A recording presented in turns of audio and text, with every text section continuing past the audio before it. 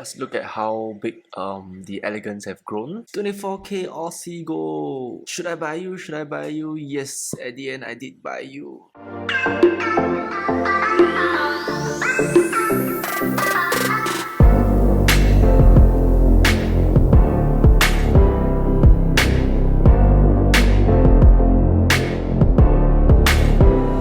Hey, what is up there, reefers? So just a recap from last week's update, right? Remember I did show you guys that last week we lose quite a lot of stuff. We lost the Dalmatian storm clown, as well as we lost a couple of corals, right?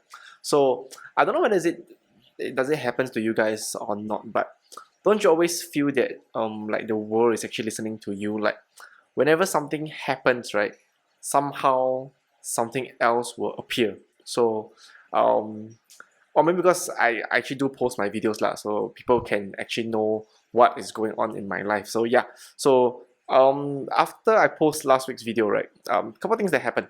One, the storm is no longer here. The other piece that was there, one of another fellow reefer actually came over and took him. So right now this tank is clownfishless. So leave me down a comment below, what do you guys think I should add into this tank. On the Red Sea Nano over there, I actually have a pair of Picassos that I rarely show, so maybe I want to add them over here, but those guys are a bit eccentric. I have no idea why. They tend to host on the top right hand corner of the tank. Very weird, but if you want to put them in here, I don't know how would they react, but still contemplating on that. Second thing, when we mentioned that we lost the torch corals, right? The LFSs just used the opportunity, right? I would not really say that, but then it's like they actually went out to do a lot of promotion. So after I posted last week's video, right, what happened was Supreme Corals, one of our main sponsors, actually did a post on the Aussie Gold Torch. So they were having a huge promo last weekend on Aussie Gold Torch. Really good price, really good price. They are going like 100, if I'm not wrong, it's about 128 per head, which is really good price. I had to no choice, right, because of where the Holy Grail is gone. What I actually did was I actually called up Jackie, yeah, and then I went straight down the next following day, and I picked myself up a really nice the 24k, the Aussie Gold Torch, which they have always been one of my favorites though. Like I've always loved the Aussie Gold Torch, but price wise recently for the past couple of years they actually skyrocketed to quite an expensive price. So I had no choice but to not buy them. But then after that, with this really good promo, right, I really had to snag up that one piece. So it's currently right here. It's where the old Holy Grail used to be. Really nice piece though. Look at the colors of it. The gold and the blue tip on the Aussie gold is just so beautiful. So if you notice that, right, if you notice above the 24k, the Aussie gold torch, right, there's actually a really nice torch coral as well. So that happened a couple of days after the 24k. I thought that was the only piece that I would buy just to fill up that spot, but I was wrong. Really wrong. Another one of our main biggest sponsors, right, Iwana, actually posted a couple of photos on their LPS sale. So they are actually doing this really big LPS sale right now. I believe when this video is out, they are still going on it. They post the Indo Gold Torch or I have really no idea though. This guy over here enlightened me a bit. Some people say that this is a dragon soul. Because over here I have the Indigo, and then they say this is the dragon soul. But regardless, what's the idea, I don't really care. But that's a really nice piece, and that piece over there, right, it's actually only going for like what per head for 100. So price wise they are really damn affordable. Yes, so I somehow after last week's video, right, I actually spent a couple hundreds on torch corals already. So yeah, so this is like the two that I want to show you guys right now. This piece behind and this piece in front. Really like it though. They I'm never really a fan of that Holy Grail back then. The Holy Grail is more of there just for like a collector piece, but then I'm more into the gold torch kind of person. So to actually be able to use up this space right now to hold these two frags over here, it's kind of really that's kind of really my liking though. So I'm pretty happy on how that goes. Okay, the next thing I want to share with you guys, right, is there are a couple of people asked me, right, the difference between like your Indo and your Aussie torches. So I'll just use this little maybe a minute to share with you guys what are the differences and the preferences that you guys will prefer if you want to get an Indo or a Aussie torch. So one very easy way to tell them apart, right, is the tentacles thickness. So for the Aussie, right, the Aussie over here, Aussie tends to be a bit thicker with the so-called like the larger, fatter tips on them compared to your Indo torches. Indo torches are thinner. They look like really noodle-like kind of torch. But however, right, if you notice this torches, regardless they are Indo or Aussie, Aussie tends to be a bit shorter in terms of their polyp extension. Indos on the other end really get huge, like really long. So for the next part of today's video, right, I'm actually going to show you guys on this new brand of food. Not really say new brand, but it's something that actually just arrived in Singapore, which is this over here.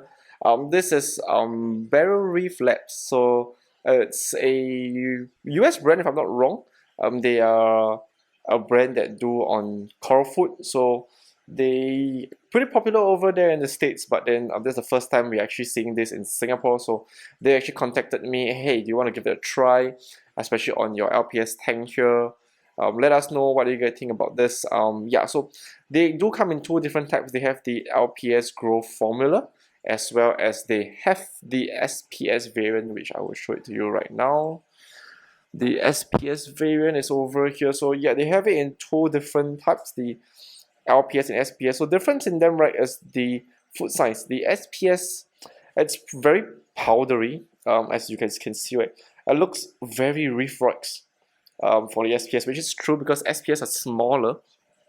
They don't tend to require such a big size of food. The funny thing about it is the LPS, which really catches my attention, which the LPS size, right, is also very small. But however, they don't really call it powder. They actually call it this micro pearl coral food. So I actually asked them like, why is it micro pearl coral food? What is the meaning of micro pearl coral food? So from what they are saying that, right, if you know that typically when you feed most powdered food into your reef tank, what happens is when you put powdered food into it, right, it tends to disintegrate very easily into the water column, right. You don't really get like proper size going here and there. Usually powder food will just go in and just woof, everything will just be all over, and it actually fouls up your water pretty easily because the more you feed, the more nutrients you are throwing in, especially if you are not going to if you are someone who maintains nutrients pretty easily, right, it's going to be hard actually to use powder food. But however, with this micro pearl, right, it actually retains in the water column much better. Like when I put this into the tank, right, I give this a try for about a week already. What I noticed that when you put this in the tank, right, it actually floats around the whole tank like very little small micro bubbles.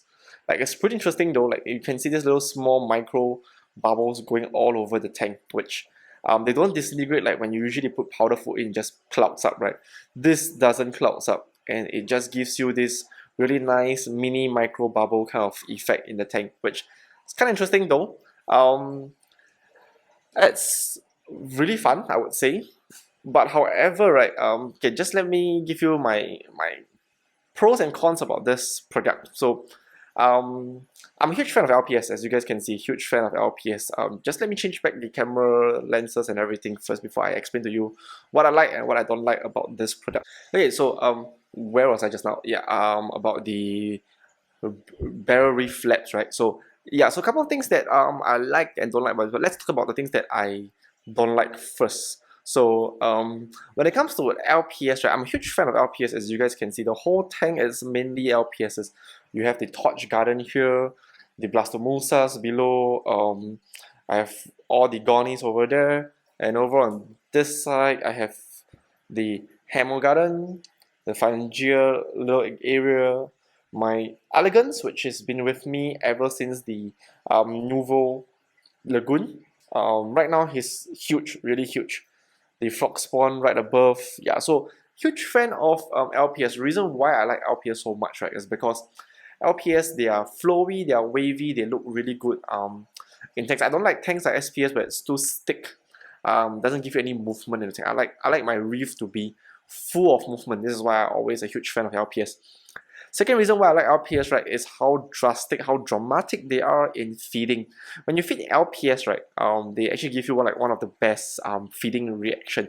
If you're a huge fan of feeding corals, LPS is one of the really nice corals to feed because they really grab the food and they really open their huge mouth and they like devour the food in. So that's like one of the next traits of why I love LPS and why I like to feed LPS. But I noticed when it comes to the barrel reef, the LPS feed, right, it doesn't give you that very dramatic devouring kind of behavior. Maybe because the food size is so small, they don't really need to open their mouth so big to actually devour the food. Like if I used to feed like the different types of pellet size, right, you can actually see them really opening up, and then they will pull their tentacles in and they'll draw the food in. But because this food is so small, I don't really see them doing that. So aesthetic wise, not really aesthetic wise, but for a LPS keeper, right, it's kind of don't make me feel very fun in feeding the corals. So that is my only bad part about it. But it's not really about the product, but it's more for a LPS keeper, right? It's something that I don't really get to see that dramatic effect that kind of make me sad though, like, hey, why am I feeding the corals if my corals don't give me the effect that I want to see? Same thing like people who keep monster fish, right?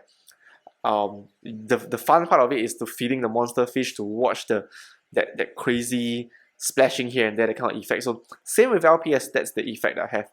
Let's move on to the good parts about the product. One of it is the micropearl reaction.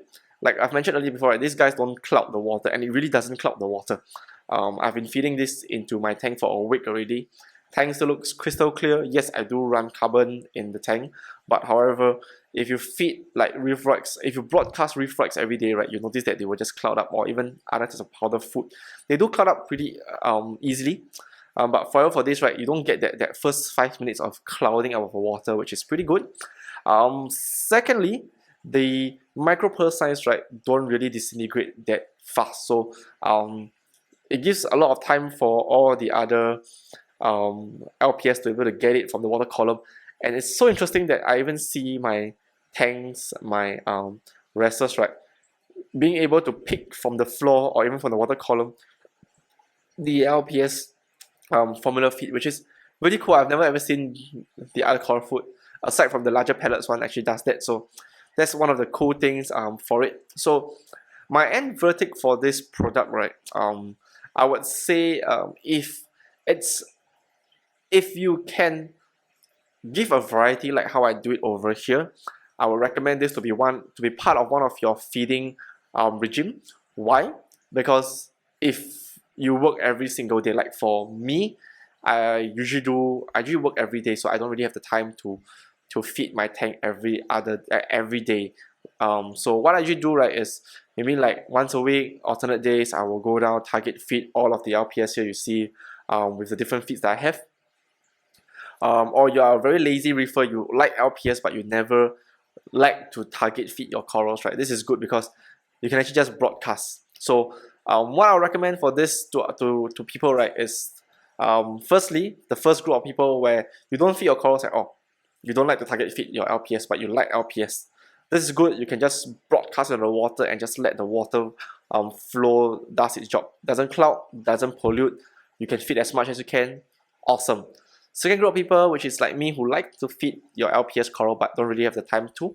So I'll recommend this to be like you can do this every day. You can feed them every day, and then when you have like an off day or a free day off, right, that's where you go in and target your coral. So your LPS get a variety of food, but at the same time they get a constant feed source every other day, which is I would say that I would use this more often than the pellets food, because this I don't need to get my hands wet compared to the other food where I really need to go down and base all the different food. So yeah, it's kind of really a good product. I would recommend for these two groups of people to try out the LPS. Never really had a chance to try the SPS because we don't have an SPS tank right now.